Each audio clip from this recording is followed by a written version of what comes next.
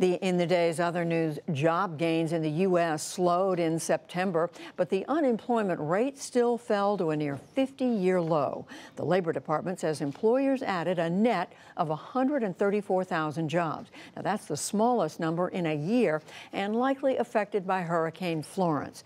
The unemployment rate did slip to 3.7%. That's the lowest it's been since December 1969. This year's Nobel Peace Prize goes to two people who have fought to end sexual violence as a weapon of war. Nadia Murad is one of 3,000 Yazidi women who were raped and tortured by Islamic State militants in Iraq. Denis Mukwege is a gynecological surgeon in Congo who has treated thousands of rape victims there. In Indonesia, hundreds of people mourned their losses today from last week's earthquake and tsunami.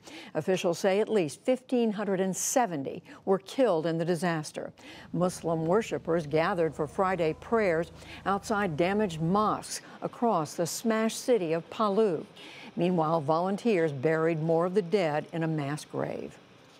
Alhamdulillah, one of my sons who works in a bank was called by Allah. He was buried the day after. I hope my dead son has gone to heaven because he was in the middle of praying. Allah willing, heaven for him. I have faith in that. In addition to the dead, thousands were injured and more than 70,000 are living in shelters and makeshift tents. Questions are mounting over the fate of the president of Interpol. That's the International Police Agency. Meng Hongwei has been missing since he traveled from France to his native China near the end of last month. A Hong Kong newspaper reports that Meng was picked up by Chinese authorities, but the Chinese have not commented.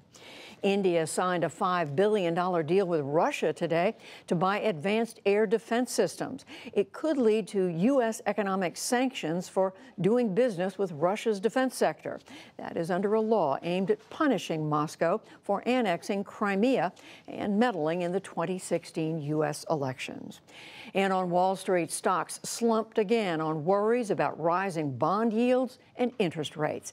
The Dow Jones Industrial Average lost 180 points to close at 26,447.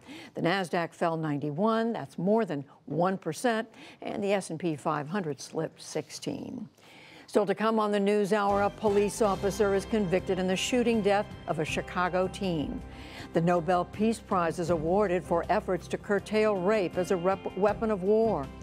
Asking where the Me Too movement stands 1 year later, and much more.